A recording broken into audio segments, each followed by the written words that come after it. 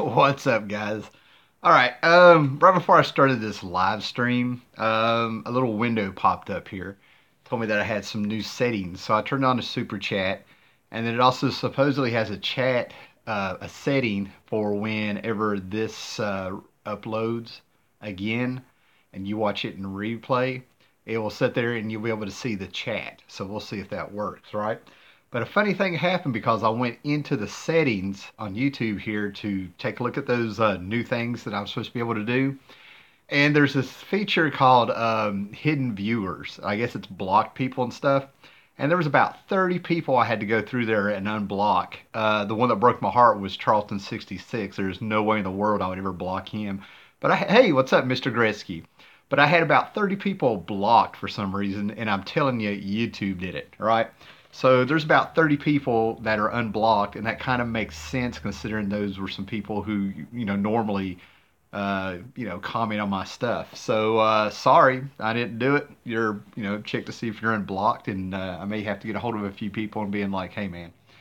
But anyway, no big secret. Today is my birthday. I made the best of it.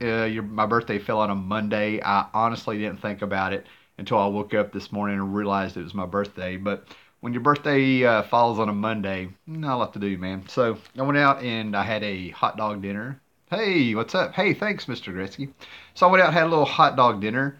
Decided to eat bad and went and got myself a fruit smoothie.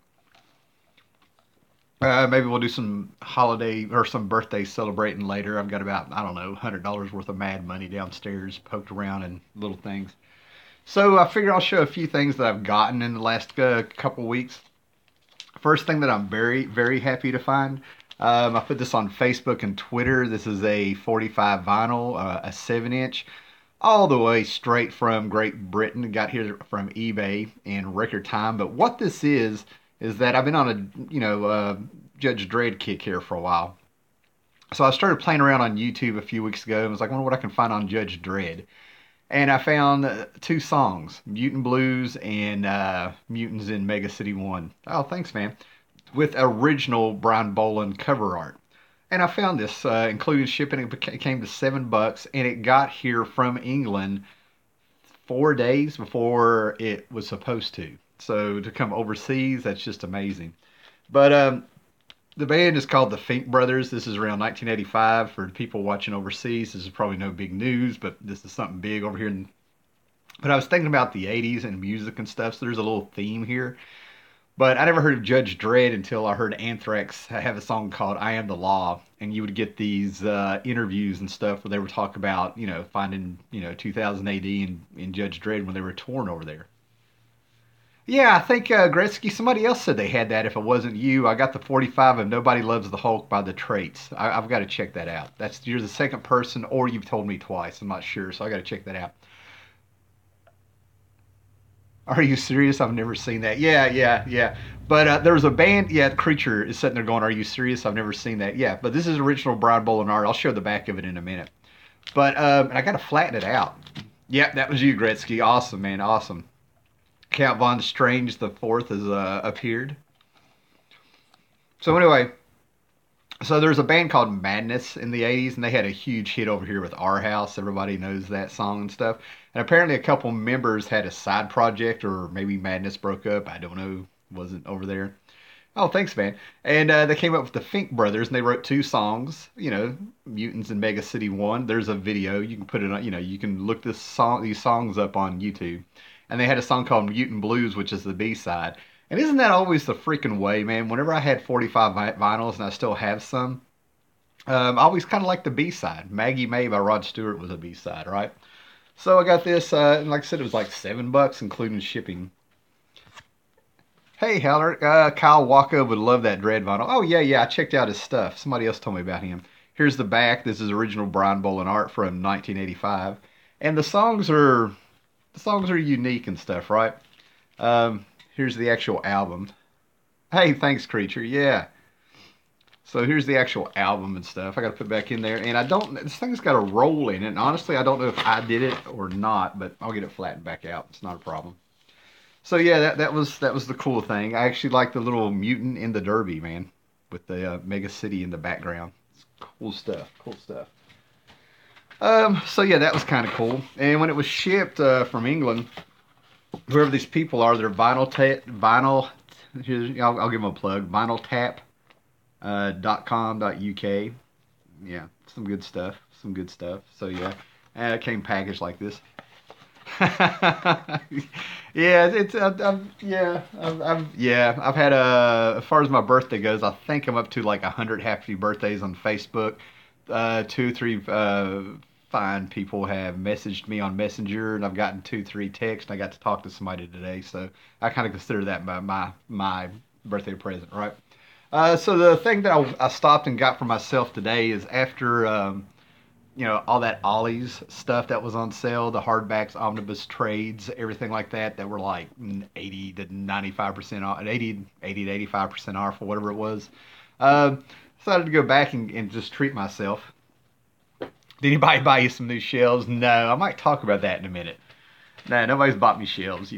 But anyway, I went out and I went to Ollie's, and all the prices have gone up a buck around here, right? But for $3.99, I got this DC Showcase Phantom Stranger that reprints the Phantom Stranger series from the 70s, 21 issues, and early appearance in Showcase number 80. But the thing about it is when there's a horror trade like this, it's not a problem. So I think a lot of horror should be black and white and, well, at least in magazine form and stuff. Hey, Louie, thanks, man. Yeah, happy birthday. Hey, thanks, Space Boy. Appreciate it. Man, you guys are just hopping on here now, man. So, yeah, I got me a little Phantom Stranger, Denny O'Neil, Jim Aparo, Steve Skeets. I wish we had one of those around here. Yeah, yeah, it was a good thing. It was a good thing. So, maybe what put it in my head to get this Phantom Stranger showcase for $3.99 was the fact that this is probably my third copy. But back in the 80s, you had Secret Origins that came out. I think the thing lasted 50 issues, and it started out with one hero, I think, per issue, maybe a backup feature, and then it moved to where you had two heroes. But in the middle of Legends of all this and stuff, we had Showcase number 10 come out, and this says January of 87, so this is November of 86. But we got, I think, four, yeah, this is a great issue. We had four stories come out of possible origins for the Phantom Stranger. And it's got Mike W. Barr in it, Joe Orlando, and Alan Moore. And Alan Moore did a fantastic story in the back of this in just a few pages. Felt very much like it could have been a story by the Spirit. It felt like it could have been an EC comic. Probably where Joe Orlando was drawing it, I think. And basically, they all give the Phantom Stranger sort of a biblical feel, except for one story with it by Ernie Colon in this. I was looking at some Phantom Stranger comics today too. Yeah, you're not the only one, man. Yeah, but Alan Moore did a really good one where basically you figure out the Phantom Stranger is a fallen angel that had his wings ripped off. I think by Lucifer or something. But this is one of those books I always pick up on the cheap and stuff, right? But yeah, there's a little panel from the Alan Moore story. So, man, this thing is just really a fun read, man. It just kind of reminded me like how more creative, and how people just got the story going on and stuff, right? But just fantastic. And there's the angel getting his wings ripped off, if it's going to show up. And they kind of make you think that's the Phantom Stranger. There's one in here where I think they claim he's the wandering Jew from biblical times. Um, just some really good stuff. Then there's a sci-fi story, of course, where it's kind of like he's a scientist that ends up surviving the end of time and ends up coming. It's like a Mobius loop with the universe. It blows up and starts all over again. So he's there. And then I found a real treat for $1, and I think I might have bummed the dollar off of somebody because I didn't have cash on me. I'm trying to think where I found this. Can't remember. It'll pop in my head. It was just a few weeks ago. But usually when I find these, I find volume two, right? Which is kind of weird because what Charlton Comics did is I think they did like 1 through 7, and then issue 8 was a reprint of 1. Issue 9 was a reprint of number 2. They just looped them, right? Because it was John Byrne art, man. But I finally found a volume 1, number 1 of Doomsday Plus 1, some John Byrne early stuff, highly influenced by Kirby, because, that's just a flat out rip of Commandy number 1 with the Statue of Liberty. But basically, it's a bunch of scientists or something that were up in space orbiting Earth. And some mad scientists trick the superpowers into blowing each other up in a nuclear war. Then they come down, they find some fish people underground. How lucky were we that we would get Alan Moore writing those kind of comics? Never again now, though. I know, Louis. I know. It was a good time. It was a golden age of collecting.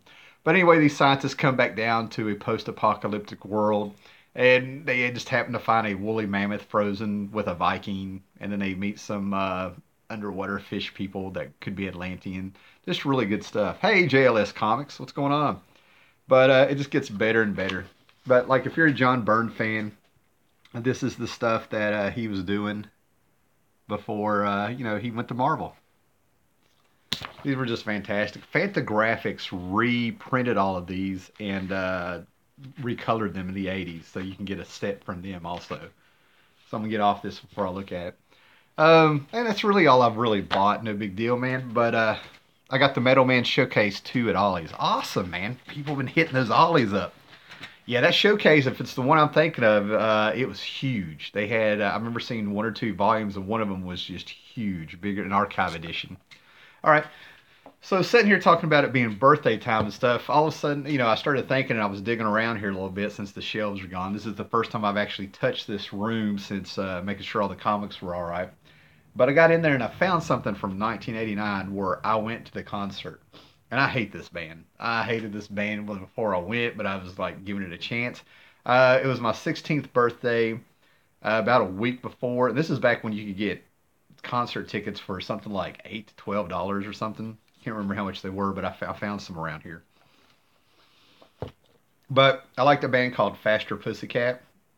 I just felt bad that they came out during the hair metal time because when you listen to their music, you're like, there's some writers in there dying to get out. I'm losing people, man. But I went to see the Dr. Feelgood concert March 5th in 1989. Yeah, I know. It was a good time, man. And this was a I can't remember what these were called, man, but these were books of that concert. I got one from Metallica over here that you could buy to remember this. And this, oh my God, Faster Pussycat came out, blew everybody away. And then everybody's like, "Oh, I mean, I hated the Crew. I hated Motley Crue. I'm not afraid. I'm not ashamed to say they got like 4 or 5 good songs." So I sat here and I bought this because I wanted something, from going to that concert, and they were awful, man. Yeah, program. Thanks, Northern Monkey. So anyway, this is your Doctor Feelgood. This is straight from 1989. I've carried this around, but the Doctor Feelgood tour. There's the band in Polaroids, all in their in their straight jackets and stuff, right? This band has like maybe 3 songs I like and stuff, right? But even while I was watching it, man, it was like they had the speakers set up for when Mick Mars did his big guitar solo. They were supposed to blow up. There were things blowing up when they weren't supposed to. There were sound problems and all this stuff. And I mean, I just couldn't stand this band. I still can't. Just really can't. You know, like you got to be kidding me. And then you get back here, and these were the backup singers. Yeah, Faster Pussycat was awesome, man. I was right there from their first album. I hung in there for their first 3 albums.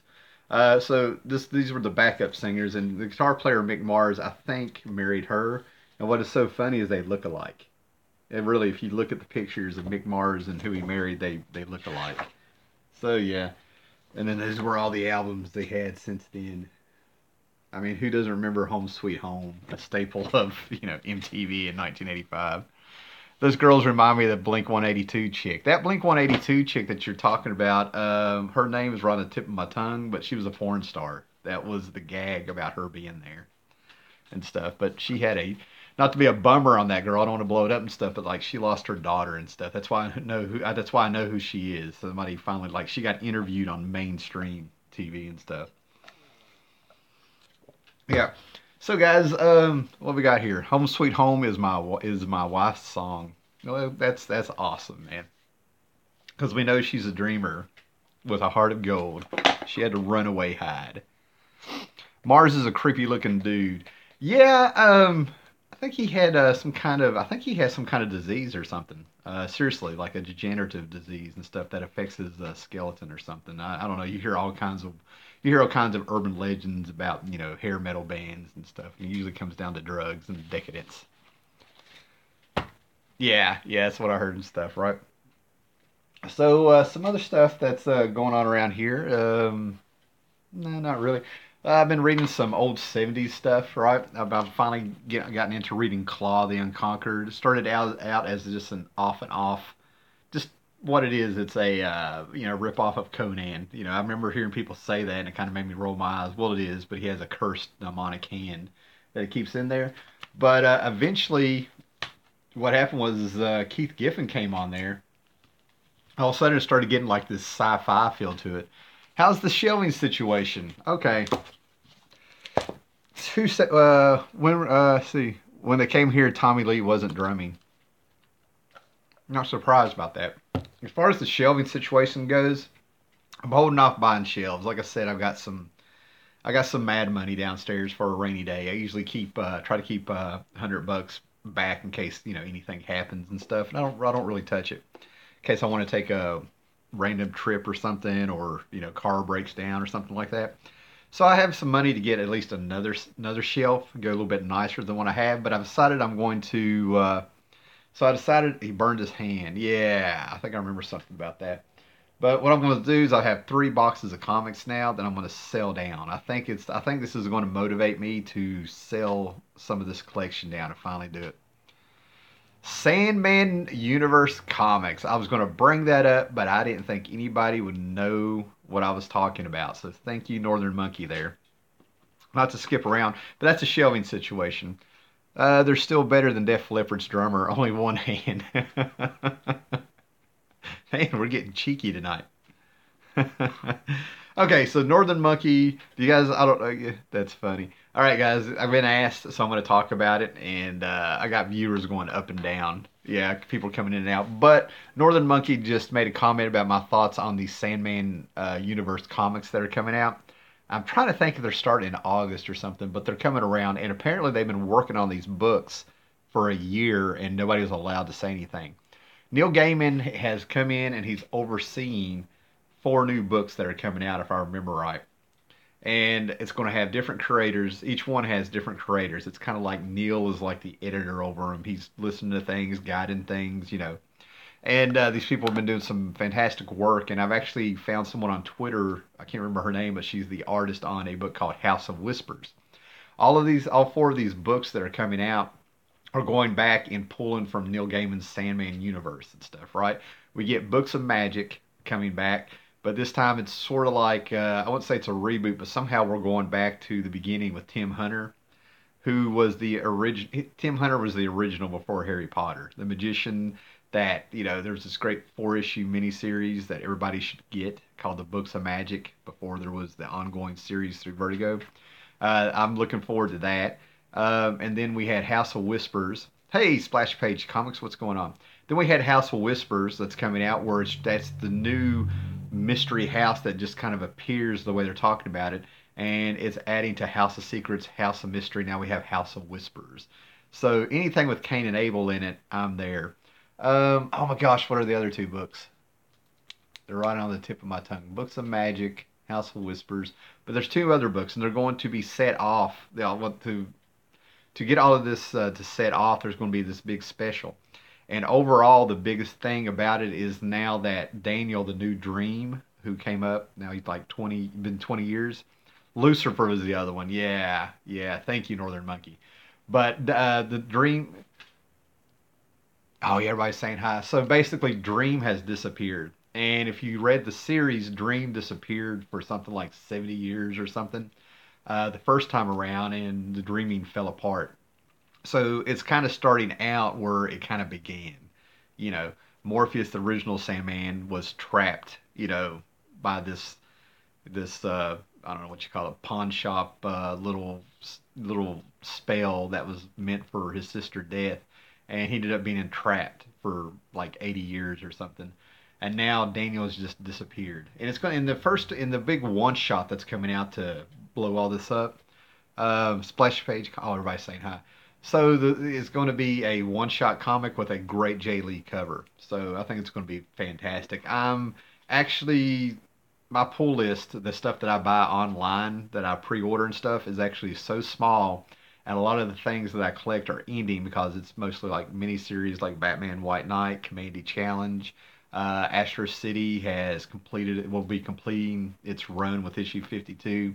And a few other things will be ending, and I'm not really picking up a whole lot of new books. I have the Terrifics ordered, and I'll pick up a few things here and there. I mean, Action Comics number 1000 is coming out.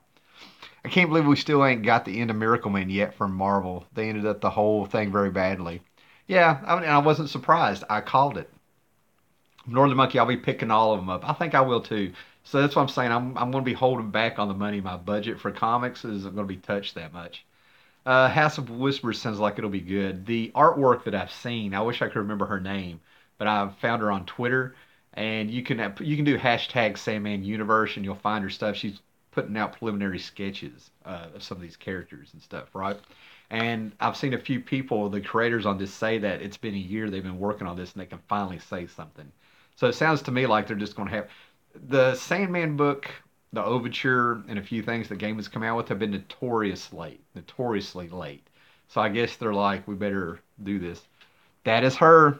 JLS Comics has it, guys. Read what the name is there, because I can't pronounce her first name. I don't want to. I do not want to insult her. But it looks really good. I can't wait for Action Comics 1000 and the hardcover 80 Years of Superman. Who Dat Comics and Movies is here. All right. Yeah, Grexy. The now jumping onto that. I mean, I don't mind talking about this stuff, man, but Action Comics, number 1000 is a big deal. Now there was a comic called Four Color Comics from I think it was Dale and Gold Key maybe. They came out weekly, and they always had something different in each comic to where you didn't know it was the same comic. Yeah, Dream also has an important role in DC Metal. Yeah, yeah, yeah. I flipped through a few pages of DC Metal, but the Action Comics, is they're saying it's the first monthly book that's going to hit 1000 comics, and Action Comics may have been bi-monthly there for a while back in the 30s and 40s, maybe not, and then it hit a weekly schedule in the 80s and stuff, and then they brought it back and but that's a landmark. I mean, that's 80 years in the making. 80 years of hitting 1000 comics. Now, what I was saying before, it's not the first comic to hit 1000. There was a four color comic, and that was the name of the title, but you would never know it because it came out weekly. And you'd have I think like a Disney story and a Western story. It was always something different each week. So basically, it's a cheat. They might have a storyline running 3 or 4 issues in there. I think Turok, Son of Stone debuted in it or something, right? Shooting from the hip here. So we have Action Comics hitting 1000, which is just going to be amazing, and I can't wait for Detective Comics to hit 1000. I wonder where they're at right now. But I was actually going to start picking up the spot for the Spider-Man books. I haven't bought a Marvel book in forever, but I was going to start getting like the Spider-Man books leading to 800. I usually come in around the 90 issues, maybe countdown from 5 or 95, 96, whatever it is, 795, 796. And then I was going to do that with Action Comics also, get 9.95 and move up there. And when they had freaking Booster Gold in it, and I hate Booster Gold. I was like freaking out, like, is Booster Gold going to be in Action Comics 1000? I'm like, why won't he die? Just die. Oh my God, Booster Gold pops up in Action Comics when I want to lead up to issue 1000. Was Action Comics a weekly as an anthology in the 90s? I'm not sure about the 90s, but it definitely was in the 80s. Definitely was in the 80s when Byrne left. John Byrne left. There we go. Detective Comics 1000 is out in March 2019. Action Comics, Detective Comics 1000. Single. How do you not go mad remembering what issue story arcs are located on your shelves and stuff? Tim H. Booster Gold. Well, come on, bring it back. I can't get them back. But anyway, how do I not? Well, you gotta understand, I've read these books, and these books have accumulated over 41 years now. There's books I go back to. I would get books off the rack every Wednesday to where maybe I was getting 10 books a month when they were like, 60 cents and 75 cents. Uh, and I would read them and reread them and put them there and stuff. And then over the years, they would accumulate. I still buy doubles and stuff, and there's still things that I don't know it's here. But when you buy them over the years and you read some of the books, and when you get them that way, instead of just going out and buying a stack of books and trying to put them up, or I've accumulated two other collections into this that people gave me for free. So maybe three. So, those are the ones that get a little bit hairy when it's not something I just sort of got organically, monthly, or whatever. Because you got to understand, like this stuff up here, I know this is like my Marvel stuff I'm trying to complete, like Invaders, and things like that. Down here's like some Hellboy issues and Godland and things like that. So they kind of stay where they're at for a while, and as you try to complete a run, you kind of go back here to put them in order and stuff. Up there is over here is all my Cerebus stuff. I've almost got a full shelf counting trades and single issues and stuff. So it doesn't drive me nuts. Man, I can't see the chat. Somebody, there we go.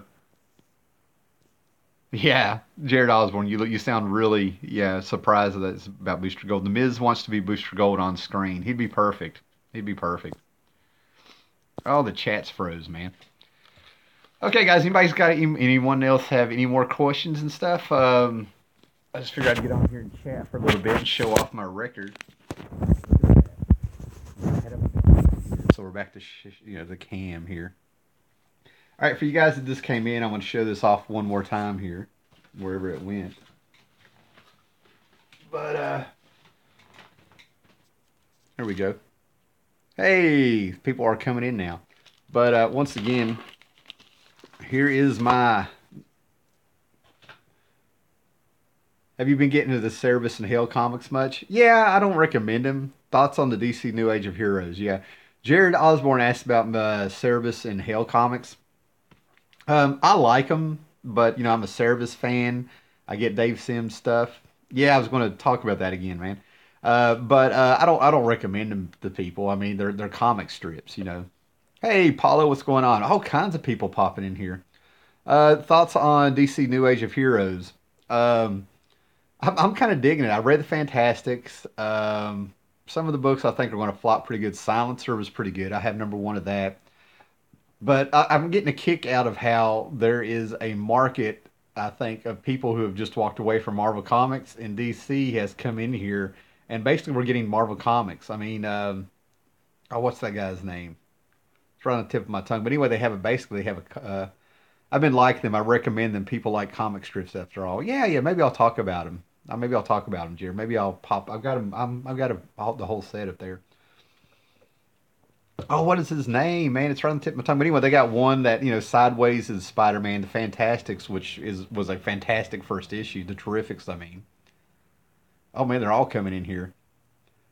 Wow. But basically, I'm liking the New Age hero stuff because like they're the best Marvel books to come out in 10 years, and they're still their own thing. They're not like an out and out trying to be Marvel. Um, Bendis, yeah, Damage, that was it. Damage is basically the Hulk, with the twist. Now somebody asked about Bendis on Superman. I'm not happy about it, but it doesn't make me angry. Bendis is one of those guys. I'm interested in seeing what he does with Superman. I've never liked his hero stuff. I like his crime comics like Powers and Torso. I think the guy writes great cops. I think the guy's a crime writer. I like his crime stuff. When I read his hero stuff, it's like he's not comfortable. Is how it comes off to me. All right, what was another question there? This is all. It's cool that we're getting questions. We'll try to get set back up here, guys. See if I can save from this meltdown. I don't think it's going to happen. Oh, I'm getting a message. All right, guys. Let me see. Somebody say something so I can get the chat back up here. There's one more question somebody was asking me while I sit here and try to save this.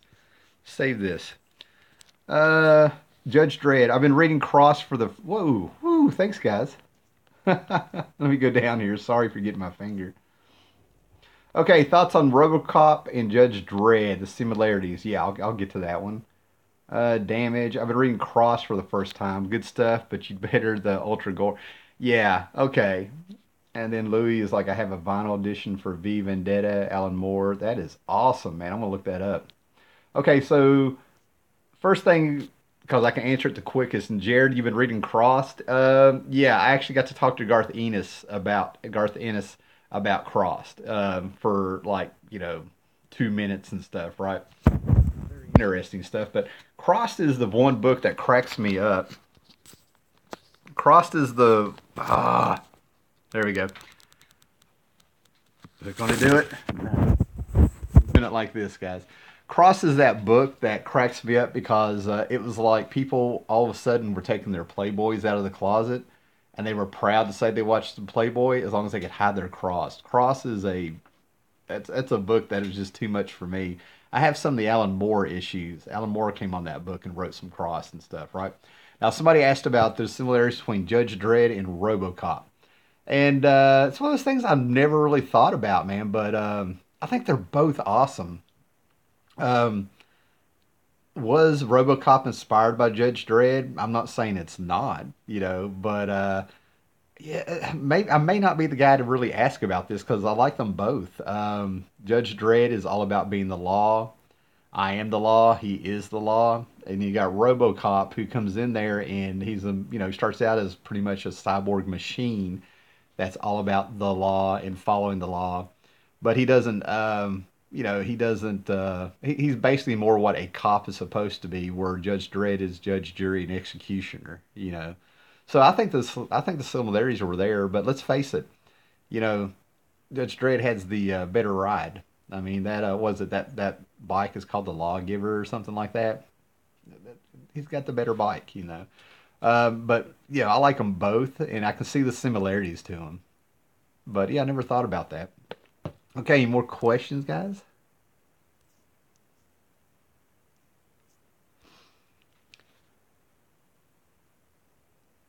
Okay, guys. Okay, we've been on here about 30 minutes. I've actually got to get ready for work and stuff, man. We got a lot of people in here. I'll give it one more minute here. Check out the Future Shock, the story of 2008 documentary on Amazon. I will. Oh, yeah, I'll do that. I saw the trailer for that. Judge Dredd is actually a parody commentary on the USA, so it's going to have a lot in common with RoboCop, which treads the same ground. There we go. Now we're getting into it, man. RoboCop was I saw a lot of parody on capitalism and greed and stuff coming out at the end of the 80s and stuff, corporations, evil corporations and stuff. What kind of person is Ennis? Ennis is the guy that has a when I met him, you can go to my Twitter, American God Comics. Okay, now we're coming in here. Okay, so for Creature, thanks JLS Comics. I'll definitely check that out. Creature Ennis was a kind of guy who was very nice, very cool, and he was you could tell he was glad to be there. And if you asked him a question, he'd sit there and talk to you about it and through and stuff. Right?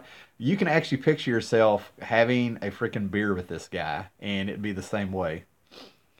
Jared Way has Young Animals. Gaiman has an upcoming Sandman universe. Bendis is bringing Jinx World to DC. What comic creators would you give an imprint to?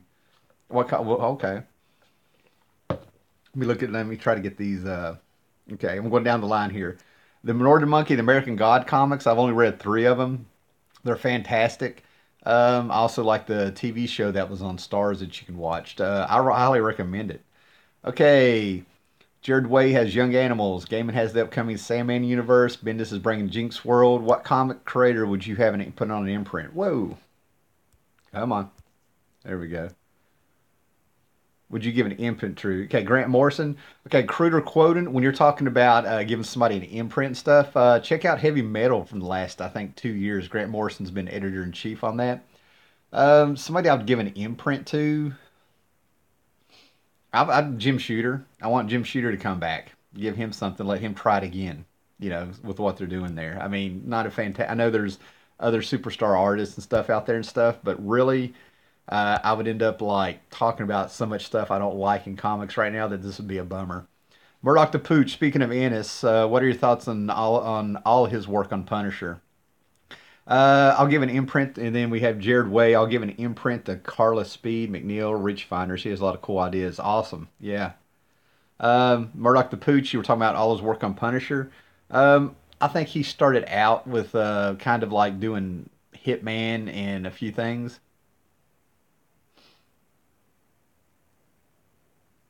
Ennis on Punisher's like, yes, Garth Ennis, we get it. You don't like superheroes. That's funny. But Ennis came in, and Ennis was needed when he got on the Punisher. They were coming out of that. They wasted Bernie Wrightson art, and they did this horrible miniseries where the Punisher was like an agent for heaven or something like that, and they got all mystical with him, and he had this rune on his forehead and glowing eyes. And Garth Ennis was able to take care of that in one page, explaining how he got out of heaven and how he just started doing what he was doing. I think he started out a little bit too funny with it, and then it got better. Yeah, real stale. Yeah, Punisher was real stale before Ennis came on there. So where we at? Where we at here? Okay. And Ennis really does not like superheroes. He thinks Green Lantern is ridiculous. Let's see. I've been considering Craig Creature. I've been considering reading The Boys, but I'm not sure it will be my sort of thing. Dude, I love The Boys, but it's my guilty pleasure. There is decadence in there and things that are just so freaking twisted that there's been a couple times where like I had to like felt like hiding the book. You get what I'm saying? So, Oh man, but no. When it comes to Garth Ennis stuff, you either like him or you don't. I'm learning that I don't recommend Grant Morrison books to people if they don't like Grant Morrison. It's really becoming compartmentalized. Compartmentalized. Am I saying that right? But yeah, it's some stuff. Garth Ennis is. I mean, he's written a couple comics here and there that were just beautiful. His Rover Red Charlie books about the three dogs. Uh, that from Avatar Press. I love that book. It still has a few touches of Garth Ennis twistedness in there and stuff. But and until the end of the world, the volume two of the Preacher Trades. If you go that way with it, holy cow, it's amazing. Amanda Connor told me she's been trying to get him to do another volume of the Pro. Yeah, I finally got to read some of the Pro, the prostitute that gets superpowers. Yeah, I call Grant Morrison the master of the first issue, but he doesn't finish strong. You see, that's what that's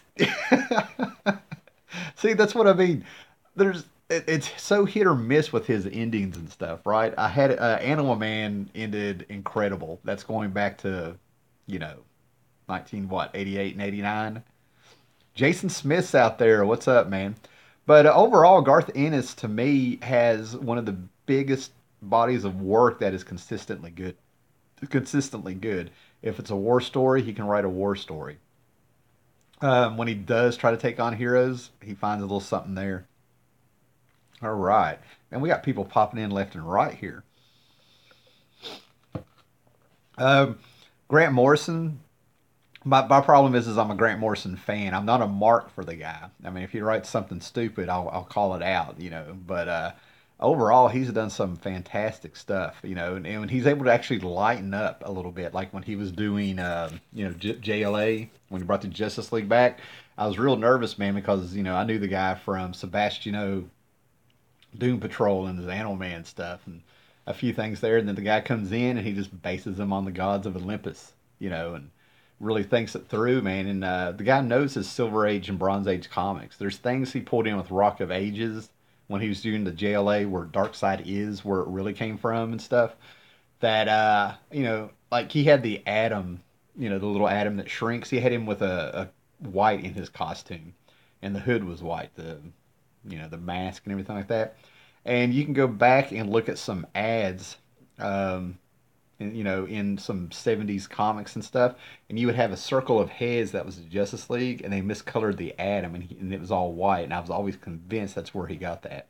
Yeah, Darkseid is came from Grant Morrison, at least that's the first time I saw it, with Rock of Ages back in the 90s. Rock of Ages is just a fantastic book. Little story there. If you're liking the Mr. Miracle stuff by Tom King, I mean, hey, thanks, man. Yeah, no problem, man. Batman Incorporated by Morrison was funny as hell, but I think I was the only one who thought it was a comedy. Here's the problem. I dropped Batman Incorporated. I really did. I was just sort of like, he took that story of the Black Glove and the League of Batman or whatever it was, and I couldn't tell if he was supposed to have been funny or not. How do you like some of the new school writers like Donny Cates and Tom King? I like what these guys are doing. Tom King is the one I'll talk about. I'm not real familiar with Coates right now, but Tom King, the only thing I don't like that's ever been said is that he's the new Alan Moore. That's not fair to him. Tom is doing his own thing. I haven't liked everything he's wrote. Yeah, I've heard Tom King's a huge fan of Grant Morrison. That's what I was going to get at. Tom King to me is a guy who's read comic books. He has influences in there, but he can do his own thing. Okay, the stuff that he's doing on Mr. Miracle, I know where he's getting some of it. I know what he's pulling from. Did you ever read Morrison's single issue comic, Saint Swithin's Day? I don't think so. Hey, thanks, G. Hey, Paps out there, man. What's going on, guys? Let me see what that question was. Louis, did you ever read Morrison's single issue comic Saint Swithin's Day? It had Paul Grice art. No, never heard of that. And again, thanks G Pat for the birthday wish there. But when it comes to Tom King is one of those guys. He gets better by leaps and bounds. He always finds a different angle to tell the story from, and he. What I like about his stuff is that he doesn't spoon feed you the story. He writes the story like his readers are intelligent. Donnie Cates is great. Redneck has been great to me. Happy birthday! Hey, thanks, man. And Jared Osborne has that Saints with. Oh, the comments disappeared. Okay. All right, guys. Any more questions? Anything you want me to talk about?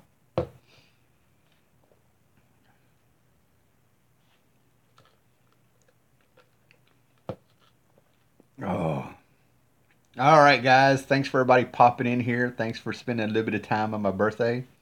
What's in the drink? This is a strawberry banana fruit smoothie. Small. Pancakes or waffles? Waffles, man. Every time. How's the shelf looking? They're gone. They're gone. And I was saying earlier in the video, I probably will not get new shelves until I sell down some of the comics. It's time to get the stuff manageable. But the bottom half of the shelves are probably going to be moved to the bedroom, and I'm using them for nightstands and to put some real paperback books or hardback books by the bed or something like that. I took the shelves that broke down, and I was checking out what survived, and I can probably get two shelves.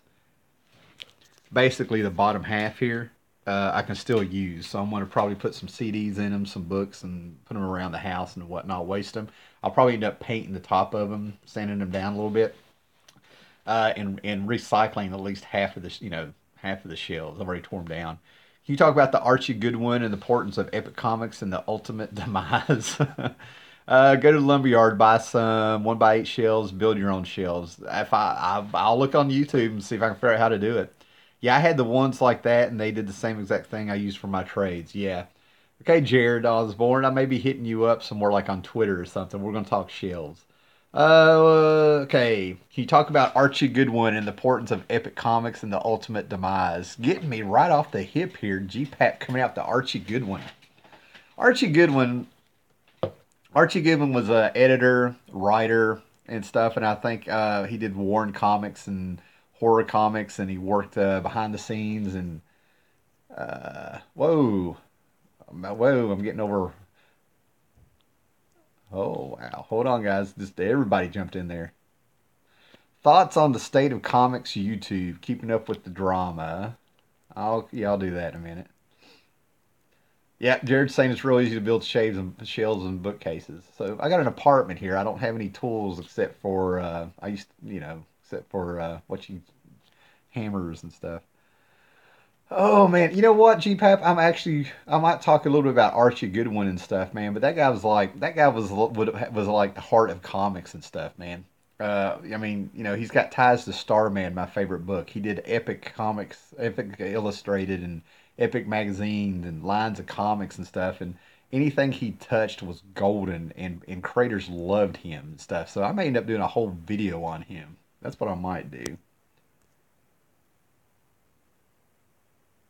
They can cut the wood at the lumberyard, and then all you need is drill and screws. I'm down. I can do this. Jared wants to send you his wood. That's between me and Jared, man. So, okay. Thoughts on the state of comics YouTube? Keeping up with the drama.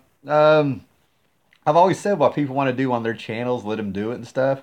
I personally am not attracted to that part of it, and I've had my part in YouTube dramas, which is one of the reasons I don't really say anything. I'm not going to be hypocritical and stuff, man. But I like talking comics more than I like talking drama and Twitter drama and things like that. So I really don't have an opinion on it.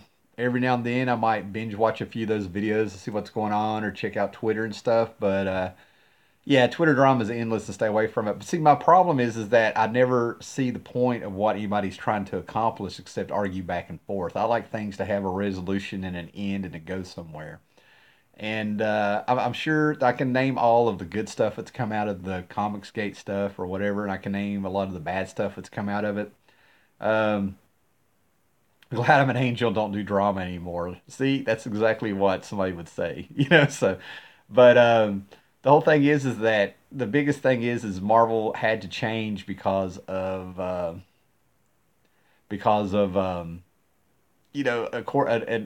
fiscal year review finally came out, and stockholders of Disney are saying, "What's this over here?" You know what I mean? That's where real change comes from. So yeah, I don't really have an opinion on it. I'll check it out every now and then, but it's just not my thing. It's just not my thing. Creature bought a bunch of Starman because you and Charlton 66, you both rave about it. Whoa. So I'm trying to get them all now. Yeah, take your time with it, man. I find those, it breaks my heart to see a bunch of those issues in dollar boxes and stuff. So you'll run across them pretty good. The omnibuses are really good too. Thoughts on Marvel Fresh Start? More of the same old, same old. I was talking about that a minute ago, but no, I've kind of dug what DC has done. How long these books will last, I have no idea, but they really don't feel like they're meant to last that long, if that makes any sense. I'm not sure what they're doing, but they're fun so far.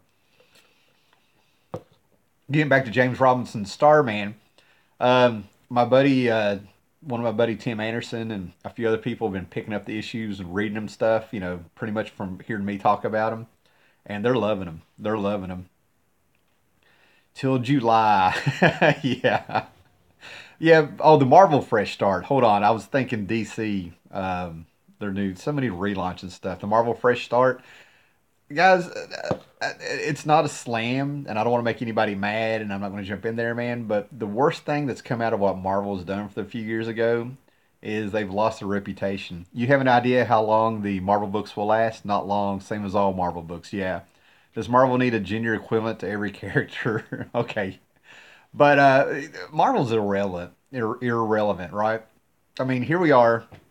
We'll say it's like 38 years since the Dark Phoenix saga, right? What, 50 years since the coming of Galactus. There's been these great stories over the years that Marvel has brought out, and they have a lot of great work. The Death of Elektra, and this and that, and just a whole bunch of great stuff that came out there, and people bring that back. And we really don't have any of these great stories from Marvel like they used to have. I mean, seriously, in the last 10 years, what have they had? I mean, seriously, you know. What's the book that's influencing people and wanting them to do it and everything like that? Marvel's just become irrelevant. It's more about the train wreck than it is about the product. That's how I feel about it. That's why you have all these channels having plenty of drama to report on. I made a video suggesting that Marvel should shut down its editorial department and farm out products to the Italian studio. Paulo, I actually have your video in my watch later section. Yeah, I've actually got that particular video in my watch later section. I think the last good, yeah, go to Paulo Costa's channel. I think the last good Marvel story was Secret Wars in 2015. Dude, I'm glad you liked it, and I tried to read some of it, but if I want to watch, if I want to read about Game of Thrones, I will read Game of Thrones, my friend. Okay, so all right. That's how I tried to read it. I really tried to read it, and it felt like the way they made Battle World and all that stuff. Thanos 16 was a great single issue. Yeah, that's what I mean. I mean, it seems like it's getting better. I'm hearing more people saying this was a good issue and this was a good issue, and then the ball gets dropped for some reason. I don't know what the hell Mark Wade's been writing, but I find it hard. This is the guy that wrote that classic, Flash run, starting with Born Again and you know, I'm Wally West, I'm the Flash and stuff, man. I don't know what's going on, so. But I do check out some Marvel books trying to, and honestly, guys, I don't get past the third page. In any case, I got to jump out and go watch the series finale of The Rebels Take Care. Awesome, man. You don't look any older. That makes you feel better. Appreciate it, man. Yeah. Oh, yeah. The last good Marvel story was Marvel Project, and that's mostly because it was a standalone story. I've got that here somewhere and never. I put it in my box. Uh, oh, come on, come on. I saw some. There we go. When it comes to the Marvel Project story, I actually had that in a box of variant covers. I have all of those in variant covers. I need to get that out. I still haven't forgiven Panini for the terrible recoloring job they did on Steranko's Shield trade right back in the 1990s. You are not the first person to talk about that coloring job on that trade paperback. I had friends so excited that trade finally came out of the Steranko Shield stuff, and man, they were upset. That's a long time to hold a grudge. Hey, you mess with a man's comics, you get what you're asking for. All right, guys, I seriously do have to go. I have dinner to eat. I have a shower to take and work in the morning, man. So thanks for everybody. Oh, wait a minute. Oop, I'll admit it was very much of the time, the popularity of the Game of Thrones TV show. It did have some great moments between Reed Richards and Doctor Doom, though. Steranko hated it so much he refused to sign him. Oh, damn. That's serious. But again, I'm still not happy about One More Day. Yeah, One More Day to me was just the ultimate trolling of fans, and is what happened in the long run. And Dan Slott rode that out. And I think he's still riding it from what I hear. You too, Jason. I'll catch you guys later, man. Well, guys, we got some big numbers for this, and whew. Okay, okay, Cruder quoting. I'll jump in there and do it, man. Robert Projects. Jared, I might seriously send you a message sometime on Twitter, man. We'll talk shelves or something, man. All right, guys. I'll catch you later. Thanks for all that's jumping in. Like, sub, subscribe, spread this thing around, and thanks for hanging out on my birthday. Later, guys. Hey, thanks, man.